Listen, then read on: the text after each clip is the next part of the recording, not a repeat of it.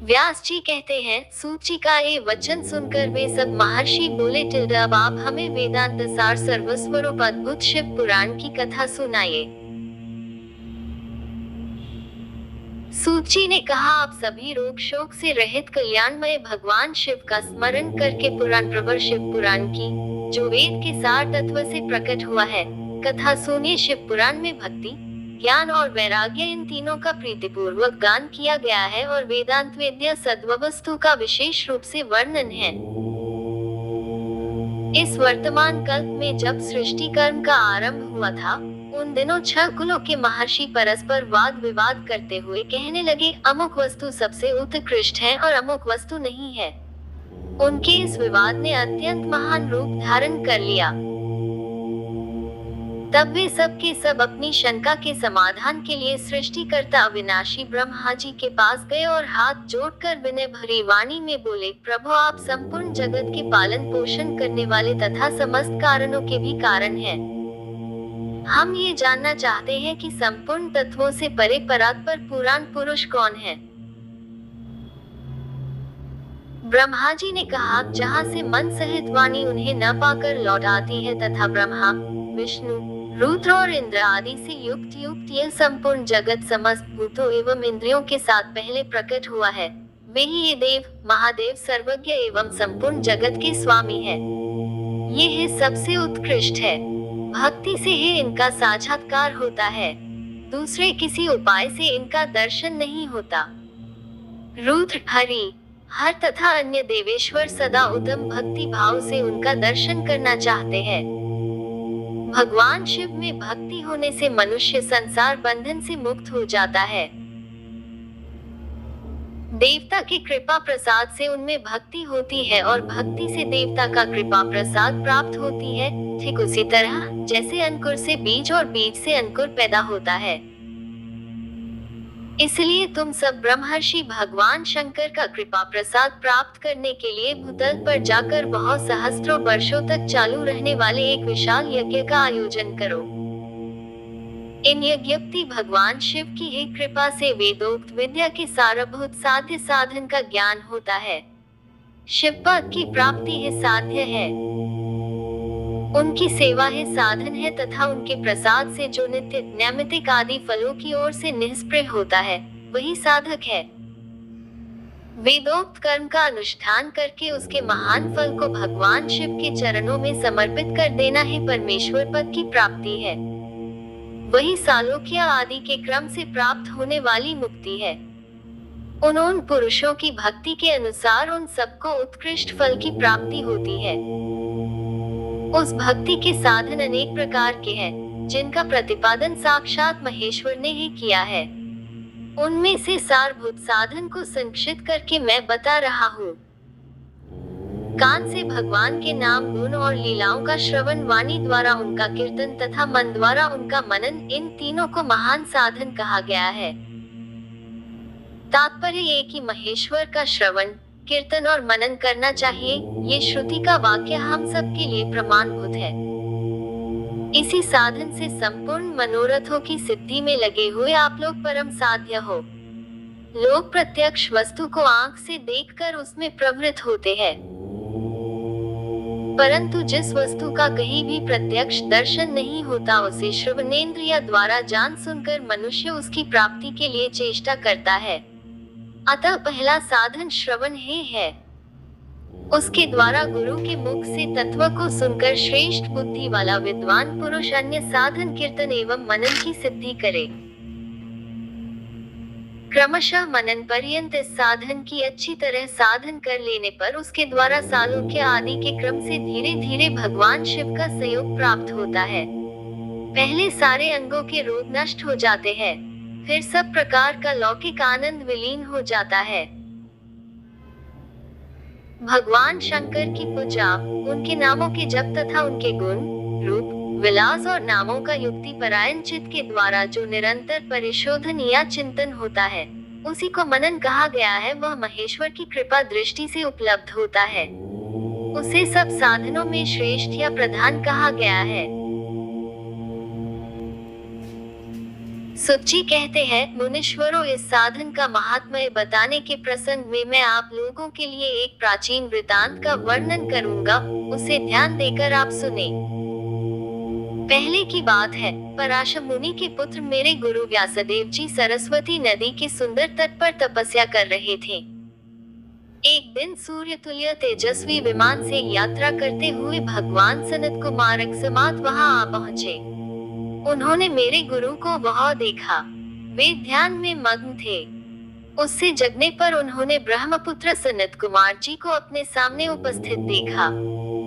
देखकर वे बड़े वेग से उठे और उनके चरणों में प्रणाम करके मुनि ने अर्घ्य दिया और देवताओं के बैठने योग्य आसन भी अर्पित किया। तब प्रसन्न हुए भगवान सनत कुमार विनीत भाव से खड़े हुए व्यास जी से गंभीर वाणी में बोले, मुने, तुम सत्य वस्तु का चिंतन करो।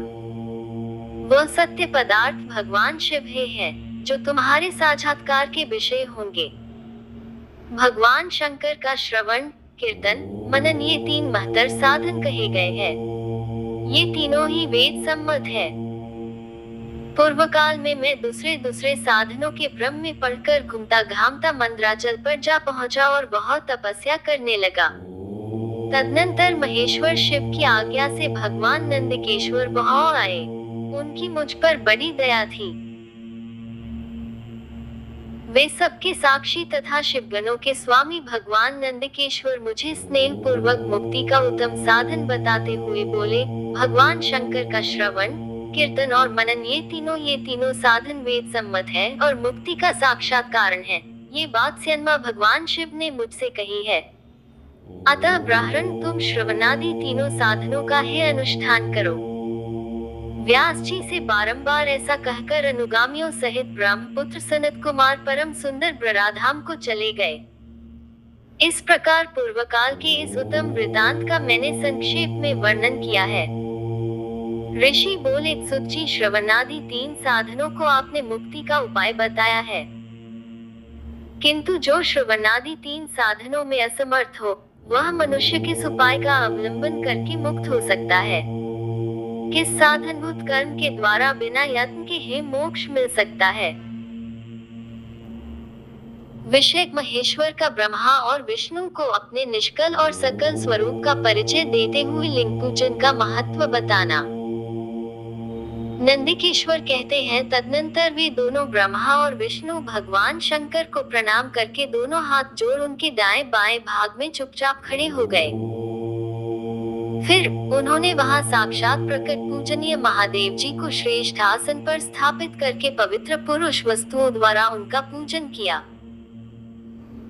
दीर्घकाल तक अविकृत भाव से सुस्थिर रहने वाली वस्तुओं को पुरुष वस्तु कहते हैं और अल्पकाल तक ही टिकने वाली क्षणभंगुर वस्तुएं प्राकृत वस्तु कहलाती हैं।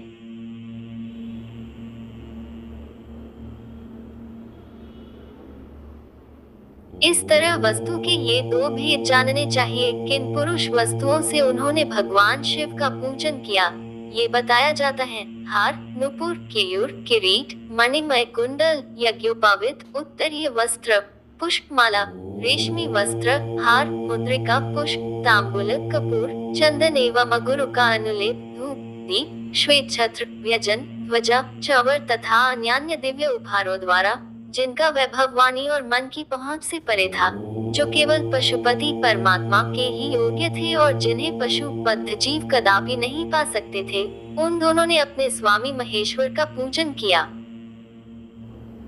सबसे पहले वहां ब्रह्मा और विष्णु ने भगवान शंकर की पूजा की। इससे प्रसन्न हो भक्ति पूर्वक भगवान शिव ने वहां नम्र भाव से खड़े हुए उन दोनों देवताओं से मुस्कुराकर कहा,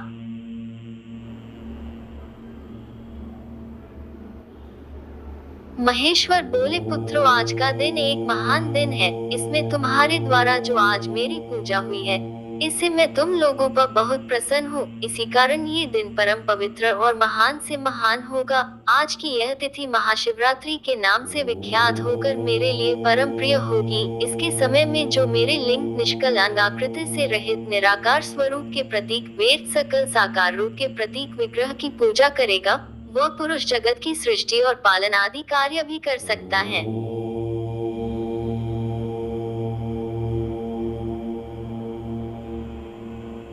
जो महाशिवरात्रि को दिन रात निराहार एवं जितेंद्रिय रहकर अपनी शक्ति के अनुसार निश्चल भाव से मेरी यथोचित पूजा करेगा, उसको मिलने वाले फल का वर्णन सुनो। 1 वर्ष तक निरंतर मेरी पूजा करने पर जो फल मिलता है, वह सारा केवल महाशिवरात्रि को मेरा पूजन करने से मनुष्य तत्काल प्राप्त कर लेता है। जैसे पूर्ण चंद्रमा का उदय समुद्र की वृद्धि का अवसर है, उसी प्रकार यह महाशिवरात्रि तिथि मेरे धर्म की वृद्धि का समय है। इस तिथि में मेरी स्थापना आदि का मंगलमय उत्सव होना चाहिए।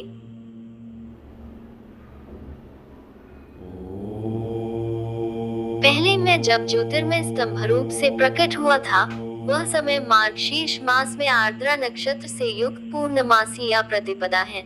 जो पुरुष मार्गशीर्ष मास में आर्द्रा नक्षत्र होने पर पार्वती सहित मेरा दर्शन करता है अथवा मेरी मूर्ति या लिंग की ही झांकी करता है, वह मेरे लिए कार्तिकेय से भी अधिक प्रिय है। उस शुभ दिन को मेरे दर्शन मात्र से पूरा फल प्राप्त होता है। यदि दर्शन के साथ साथ मेरा पूजन भी किया जाए तो इतना अधिक फल प्राप्त होता है कि उसका वाणी द्वारा वर्णन नहीं हो सकता।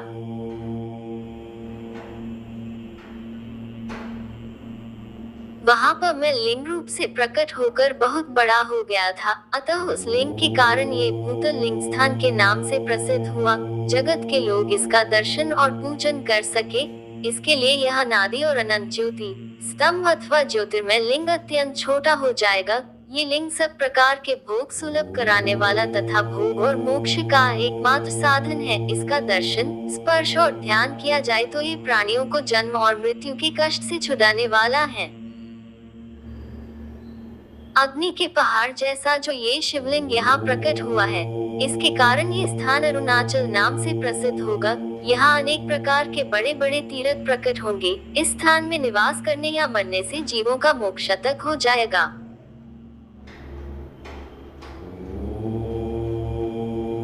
मेरे 2 रूप है, सकल और निष्कल। दूसरे किसी के ऐसे रूप नहीं है। पहले मैं स्तंभ रूप से प्रकट हुआ, फिर अपने साक्षात रूप से। ब्रह्म भाव मेरा निष्कल रूप है और महेश्वर भाव सकल रूप, ये दोनों मेरे ही सिद्ध रूप हैं। मैं ही परब्रह्म परमात्मा हूँ। कलायुक्त और अकल मेरे ही स्वरूप हैं। ब्रह्म रूप होने के कारण मैं ईश्वर भी हूँ। जीवों पर अनुग्रह आदि करना मेरा कार्य है। ब्रह्मा और केशव में सबसे बृहत और जगत की वृद्धि करने वाला होने के कारण ब्रह्म कहलाता हूँ। सर्वत्र समरूप से स्थित और व्यापक होने से मैं ही सबका आत्मा हूँ। सर्ग से लेकर अनुग्रह तक आत्मा या ईश्वर से भिन्न जो जगत संबंधी 5 कृत्य हैं, वे सदा मेरे ही हैं।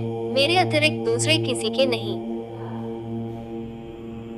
है, क्योंकि मैं ही सबका ईश्वर हूँ। पहले मेरी ब्रह्मरूपता का बोध कराने के लिए निष्कल लिंग प्रकट हुआ था, फिर अज्ञात ईश्वरत्व का साक्षात्कार कराने के निमित्त मैं साक्षात जगदीश्वर ही सकल रूप में तत्काल प्रकट हो गया।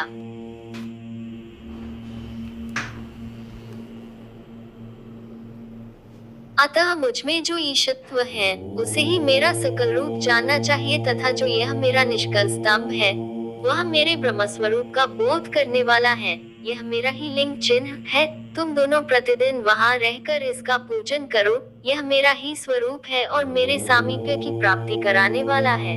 लिंग और लिंगी में नित्य अभेद होने के कारण मेरे इस लिंग का महान पुरुषों को भी पूजन करना चाहिए। मेरे एक लिंग की स्थापना करने का ये फल बताया गया है कि उपासक को मेरी समानता की प्राप्ति हो जाती है। यदि एक के बाद दूसरे शिवलिंग की भी स्थापना कर दी गई, तब तो उपासक को फल रूप से मेरे साथ एकतव सायुज्य मोक्ष रूप फल प्राप्त होता है। प्रधानतया शिवलिंग की ही स्थापना करनी चाहिए। मूर्ति की स्थापना उसकी अपेक्षा गौण कर्म है। शिवलिंग के अभाव में सब ओर से सवेर मूर्ति युक्त होने पर भी वह स्थान क्षेत्र नहीं कहलाता। ओम नमः शिवाय।